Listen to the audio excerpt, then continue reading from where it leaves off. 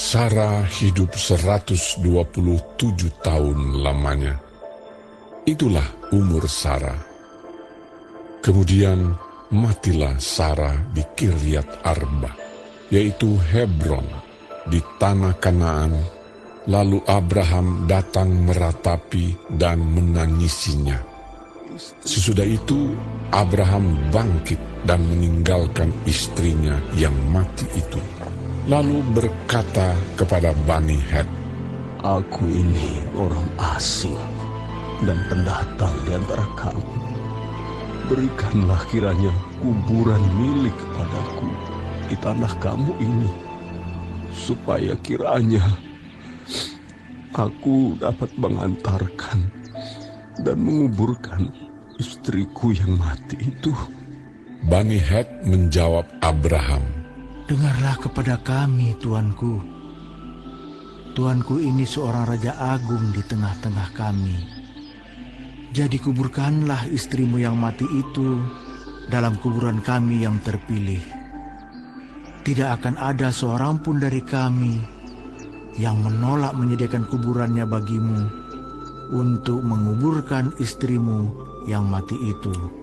Kemudian bangunlah Abraham lalu sujud kepada Bani Het, penduduk negeri itu, serta berkata kepada mereka, Jika kamu setuju bahwa aku mengantarkan dan menguburkan istriku yang mati itu, maka dengarkanlah aku dan tolonglah mintakan dengan sangat kepada Efron bin Zohar, supaya ia memberikan kepadaku gua Makpela miliknya itu, yang terletak di ujung ladangnya.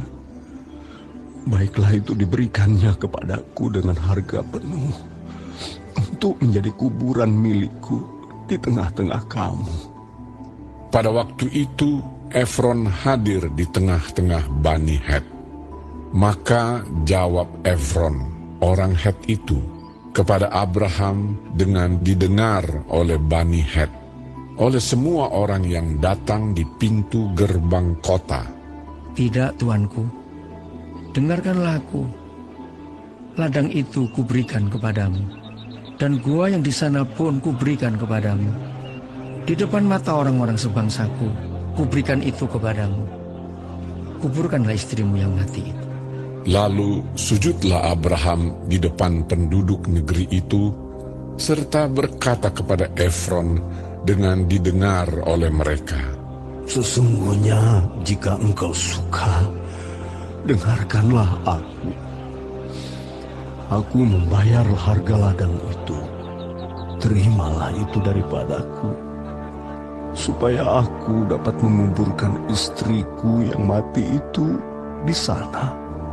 Jawab Efron kepada Abraham, Tuanku, dengarkanlah aku.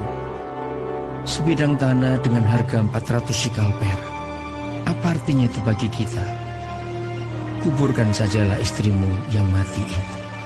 Lalu Abraham menerima usul Efron, maka ditimbangnyalah perak untuk Efron sebanyak yang dimintanya dengan didengar oleh Bani Het itu, 400 sikal perak, seperti yang berlaku di antara para saudagar. Demikianlah ladang Efron yang letaknya di Makpela di sebelah timur Mamre, ladang dan gua yang di sana, serta segala pohon di ladang itu, bahkan di seluruh tanah itu sampai ke tepi-tepinya, diserahkan kepada Abraham menjadi tanah belian di depan mata Bani Het itu, di depan semua orang yang datang di pintu gerbang kota. Sesudah itu Abraham menguburkan Sara, istrinya, di dalam gua ladang Makpela itu di sebelah timur Mamre, yaitu Hebron di tanah Kanaan. Demikianlah dari pihak Bani Het, ladang dengan gua yang ada di sana diserahkan kepada Abraham menjadi kuburan miliknya.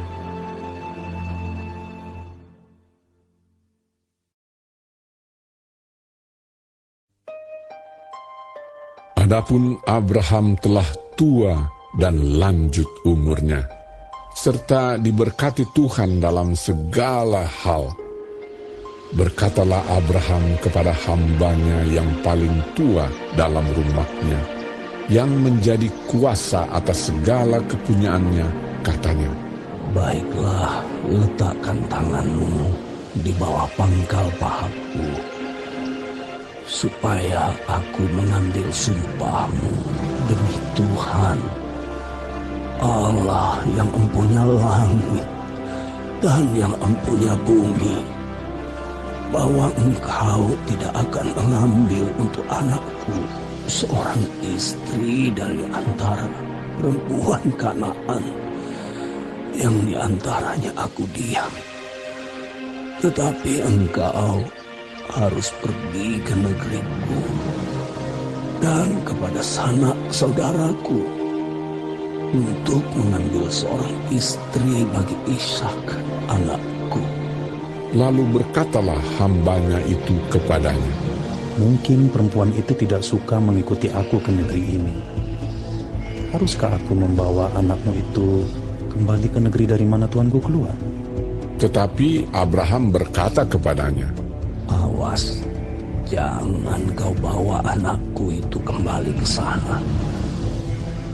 Tuhan, Allah yang empunya langit, yang telah memanggil aku dari rumah ayahku, serta dari negeri sanak saudaraku, dan yang telah berfirman kepadaku, serta yang bersumpah kepadaku demikian, kepada keturunanmu lah akan kuberikan negeri ini.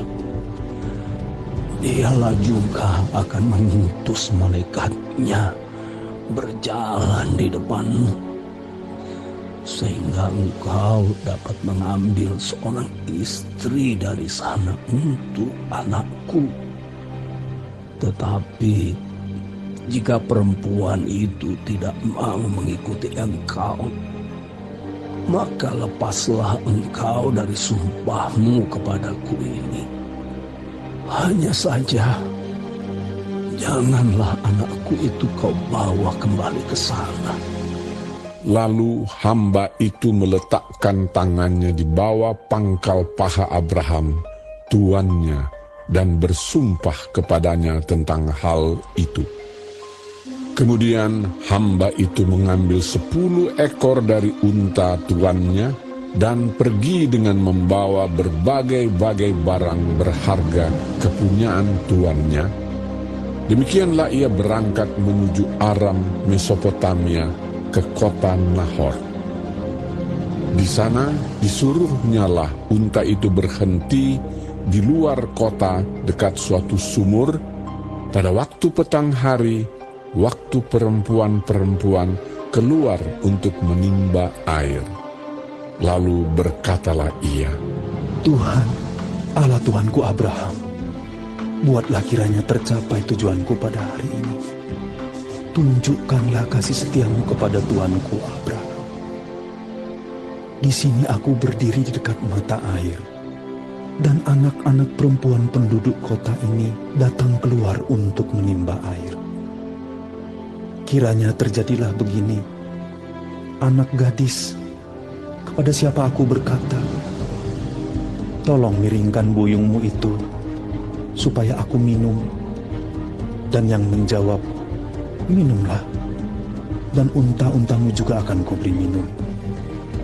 Dialah kiranya yang kau tentukan bagi hambamu, Ishak. Maka dengan begitu akan ku ketahui bahwa engkau telah menunjukkan kasih setiamu kepada tuanku itu. sebelum ia selesai berkata, maka datanglah Ribka yang lahir bagi Betuel, anak laki-laki Milka, istri Nahor, saudara Abraham, buyungnya dibawanya di atas bahunya. Anak gadis itu sangat cantik parasnya, seorang perawan, belum pernah bersetubuh dengan laki-laki. Ia turun ke mata air itu dan mengisi buyungnya, lalu kembali naik. Kemudian berlarilah hamba itu mendapatkannya serta berkata, Tolong beri aku minum air sedikit dari buyungmu itu. Jawabnya, Minumlah, Tuan.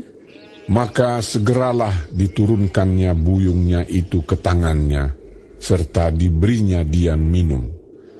Setelah ia selesai memberi hamba itu minum, berkatalah ia, Baiklah, untuk unta-untamu juga kutimba air, sampai semuanya puas minum. Kemudian segeralah dituangnya air yang dibuyungnya itu ke dalam palungan, lalu berlarilah ia sekali lagi ke sumur untuk menimba air, dan ditimbanyalah untuk semua unta orang itu. Dan orang itu mengamat-amatinya dengan berdiam diri untuk mengetahui apakah Tuhan membuat perjalanannya berhasil atau tidak.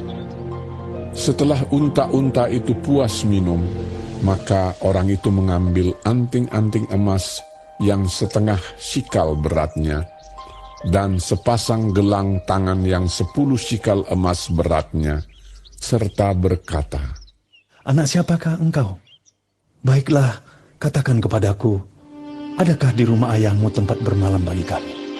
Lalu jawabnya kepadanya, Ayahku Betuel, anak Milka, yang melahirkannya bagi Nahor. lagi kata gadis itu, Baik jerami, baik makanan unta, banyak pada kami. Tempat bermalam pun ada. lalu berlututlah orang itu dan sujud menyembah Tuhan serta berkata, Terpujilah Tuhan, Allah Tuanku Abraham, yang tidak menarik kembali kasih-Nya dan setianya dari Tuanku itu. Dan Tuhan telah menuntun aku di jalan ke rumah saudara-saudara Tuanku ini. Berlarilah gadis itu pergi menceritakan kejadian itu ke rumah ibunya. Ribka mempunyai saudara laki-laki, namanya Laban. Laban berlari keluar mendapatkan orang itu ke mata air tadi.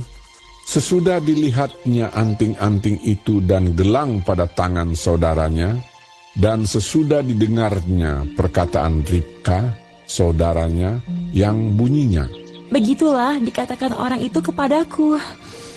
ia mendapatkan orang itu yang masih berdiri di samping unta-untanya di dekat mata air itu dan berkata, Marilah engkau yang diberkati Tuhan, mengapa engkau berdiri di luar? Padahal telah kusediakan rumah bagimu dan juga tempat untuk unta-untamu. Masuklah orang itu ke dalam rumah, ditanggalkanlah pelana unta-unta, diberikan jerami dan makanan kepada unta-unta itu, lalu dibawa air pembasuh kaki untuk orang itu dan orang-orang yang bersama-sama dengan dia. Tetapi ketika dihidangkan makanan di depannya, berkatalah orang itu, Aku tidak akan makan sebelum kusampaikan pesan yang kubawa ini. Jawab Laban, Silakan. lalu berkatalah ia, Aku ini hamba Abraham. Tuhan sangat memberkati tuanku itu, sehingga ia telah menjadi kaya. Tuhan telah memberikan kepadanya kambing, domba, dan lembu sapi, emas dan perak, budak laki-laki dan perempuan, unta dan keledai. Dan Sarah, istri tuanku itu, sesudah tua, telah melahirkan anak laki-laki bagi tuanku itu. Kepada anaknya itu telah diberikan tuanku segala harta miliknya. Tuanku itu telah mengambil sumpahku, engkau tidak akan mengambil untuk anakku seorang istri dari antara perempuan Kanaan yang negerinya kudiami ini. Tetapi engkau harus pergi ke rumah ayahku dan kepada kaumku untuk mengambil seorang istri bagi anakku. Jawabku kepada tuanku itu, mungkin perempuan itu tidak mau mengikut aku.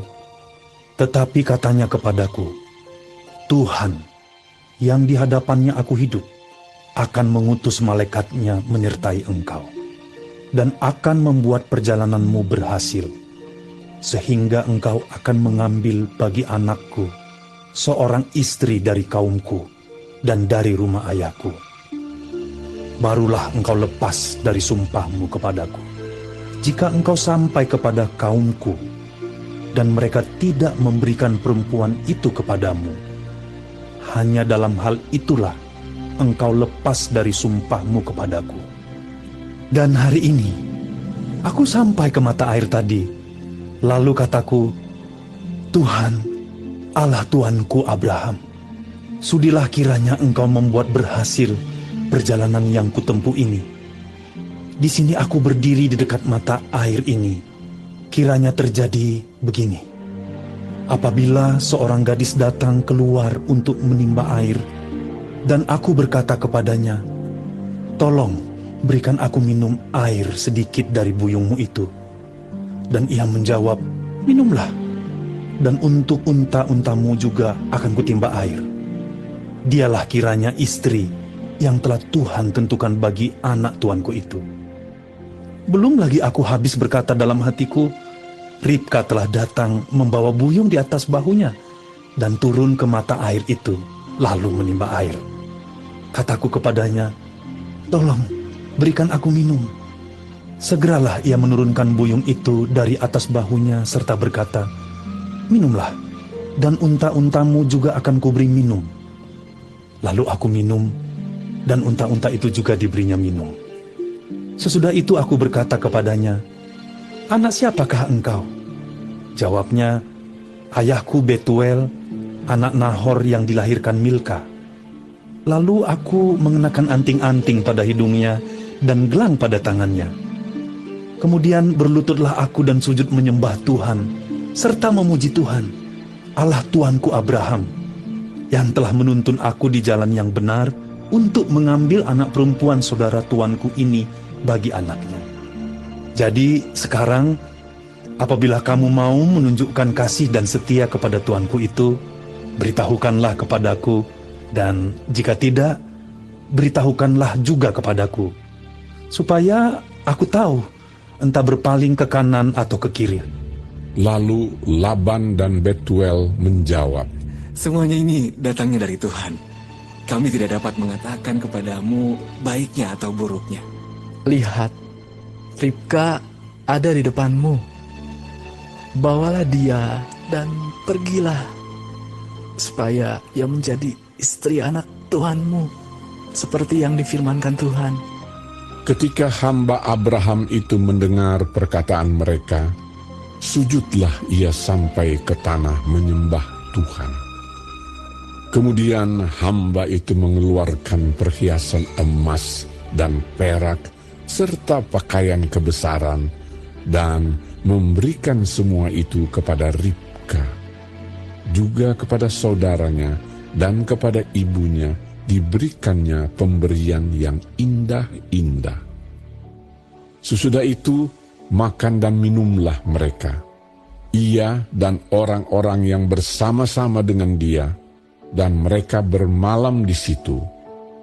Paginya sesudah mereka bangun, berkatalah hamba itu, Lepaslah aku pulang kepada tuanku. tetapi saudara Ribka berkata, serta ibunya juga, Biarkanlah anak gadis itu tinggal pada kami barang 10 hari lagi. Kemudian, bolehlah engkau pergi. Tetapi jawabnya kepada mereka, Janganlah tahan aku, sedang Tuhan telah membuat perjalananku berhasil. Lepaslah aku, supaya aku pulang kepada tuanku. kata mereka, Baiklah, kita panggil anak gadis itu dan menanyakan kepadanya sendiri. lalu mereka memanggil Ribka dan berkata kepadanya. Maukah engkau pergi beserta orang ini? Jawabnya, Mau. maka Ribka, saudara mereka itu, dan inang pengasuhnya beserta hamba Abraham dan orang-orangnya dibiarkan mereka pergi. Dan mereka memberkati Ribka, kata mereka kepadanya, Saudara kami, moga-moga engkau menjadi beribu-ribu laksa, dan moga-moga keturunanmu menduduki kota-kota musuhnya. Lalu berkemaslah Ribka beserta hamba-hambanya perempuan, dan mereka naik unta mengikuti orang itu. Demikianlah hamba itu membawa Ribka lalu berjalan pulang. Adapun Ishak telah datang dari arah sumur Lahai Roi. Ia tinggal di tanah Negeb. Menjelang senja, Ishak sedang keluar untuk berjalan-jalan di padang. Ia melayangkan pandangnya, maka dilihatnyalah ada unta-unta datang. Ribka juga melayangkan pandangnya, dan ketika dilihatnya Ishak, turunlah ia dari untanya. Katanya kepada hamba itu, Siapakah laki-laki itu yang berjalan di padang ke arah kita? jawab hamba itu. Dialah tuanku itu. Lalu Ribka mengambil telekungnya dan bertelekunglah ia. Kemudian hamba itu menceritakan kepada Ishak segala yang dilakukannya. Lalu Ishak membawa Ribka ke dalam kemah Sarah, ibunya, dan mengambil dia menjadi istrinya. Ishak mencintainya, dan demikian ia dihiburkan setelah ibunya meninggal.